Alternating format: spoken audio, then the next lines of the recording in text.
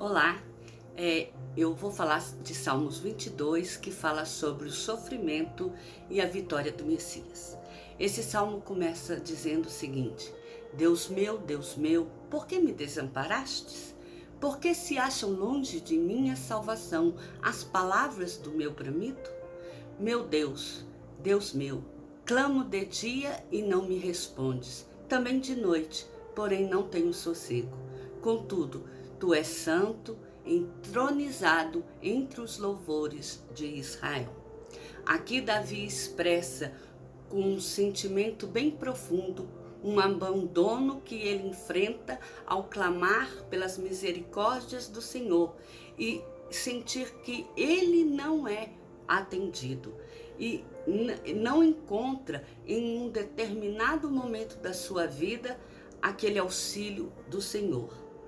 Contudo, mesmo ele sentindo essa falta de acolhimento de Deus nesse momento tão terrível pelo qual ele está passando, ele continua reconhecendo que Deus é digno de todo o seu louvor. E ele não se deixa abalar e de louvar ao Senhor, mesmo neste momento em que ele atravessa. E ele continua: nossos pais confiaram em ti, confiaram e os livraste. A ti clamaram e se livraram, confiaram em ti e não foram confundidos. Mas eu sou verme e não homem, opróbrio dos homens e desprezado do povo. Todos os que me veem zombam de mim, afrouxam os lábios e meneiam a cabeça. Confiou no Senhor, livre-o ele, salve-o, pois nele tem prazer. Aqui Davi mostra que ele então começa a fazer comparação entre como era tratado seus antepassados, que eles clamavam a Deus e de pronto Deus o ouvia, Deus o atendia e o socorria. Porém, ele nota que ele tem clamado e Deus não tem se importado com o seu clamor. E isso tem feito com que muitos zombem dele. Inclusive, essas pessoas, elas meneiam a cabeça e falam assim: confiou no Senhor, aí o que deu. Entendeu? Essa é a expressão que ele está fazendo menção aqui.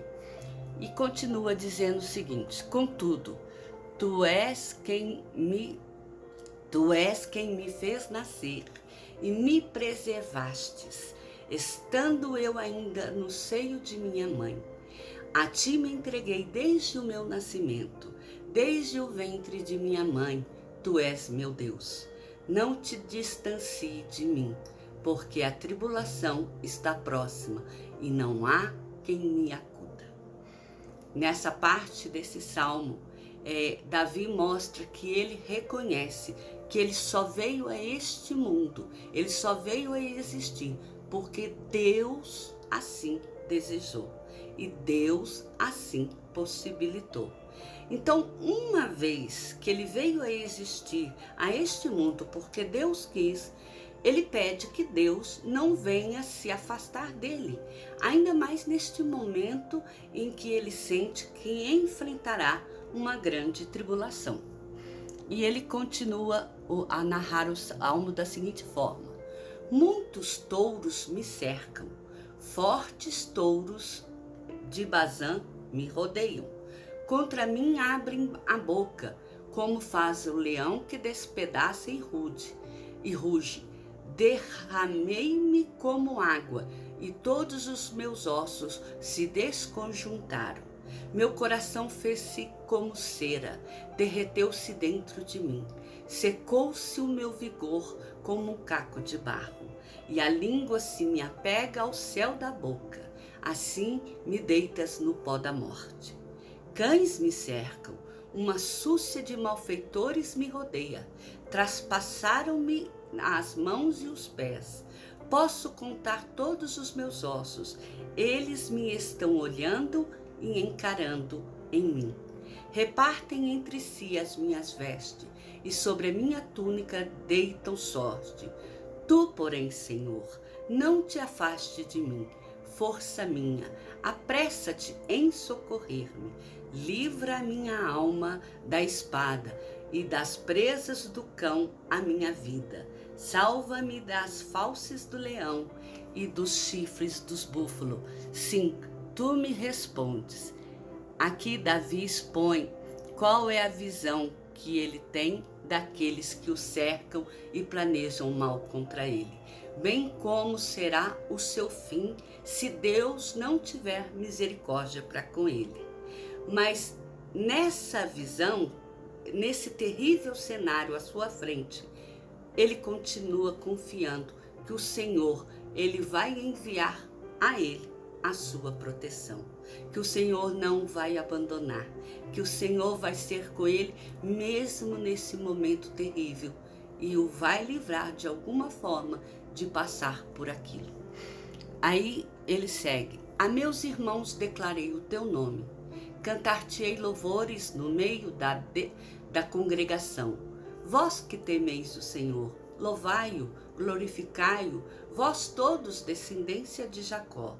Reverenciai-o, vós todos posteridade de Israel, pois não desprezou, nem abominou a dor do aflito, nem ocultou dele o rosto, mas o ouviu quando lhe gritou por socorro.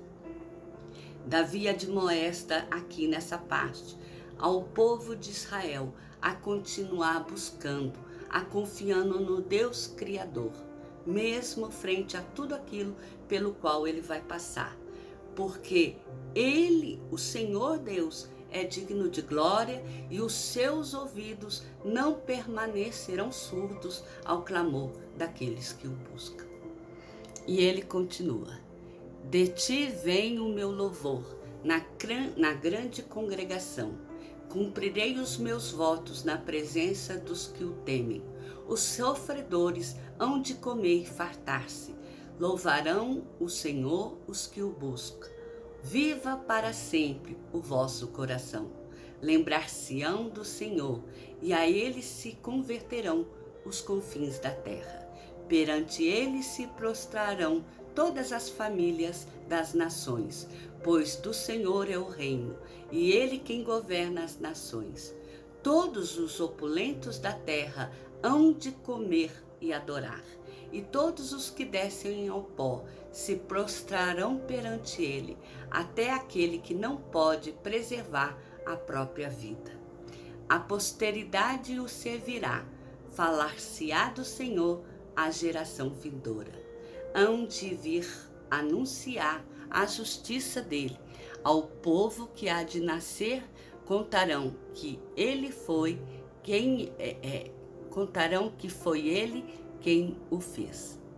Bem, ao fim da leitura deste salmo, a gente observa que o Salmo 22 não é um salmo qualquer.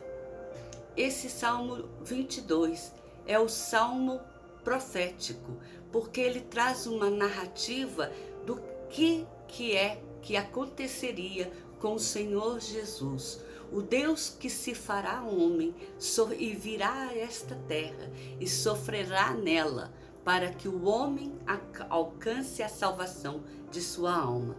Ele faz uma narrativa profética, porque a salvação que só era possível após ele se entregar numa morte dolorosa na cruz. E depois que ele morreu na cruz, o Senhor foi na profundeza do inferno e ali ele resgatou as chaves da morte, ressuscitou como Deus que se fez homem e venceu as hostes do diabo para dar salvação a todos aqueles que reconhecem este sacrifício como um único motivo dele ser salvo da perdição eterna.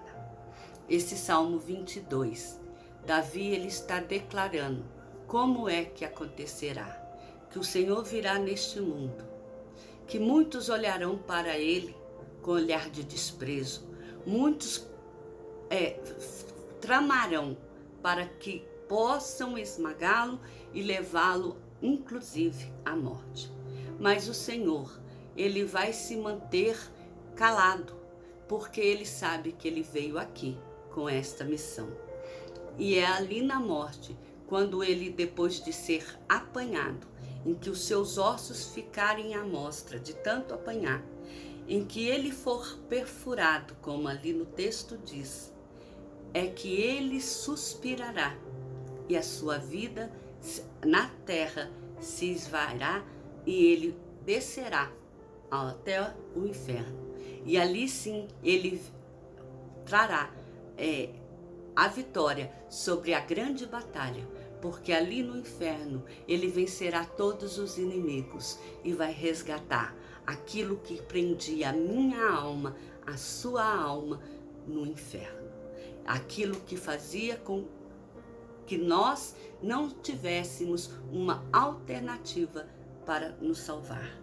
Mas o Senhor veio, não como alternativa, mas como a única resposta para que possamos voltar a ter comunhão com o Senhor.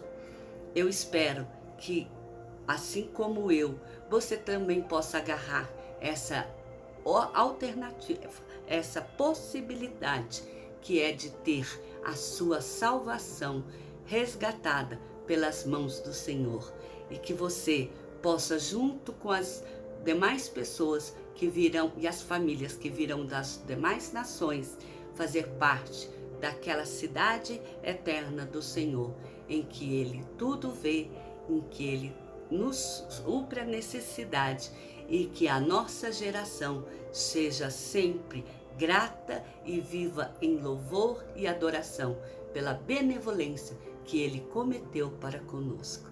Que o Senhor te abençoe e te guarde. Amém?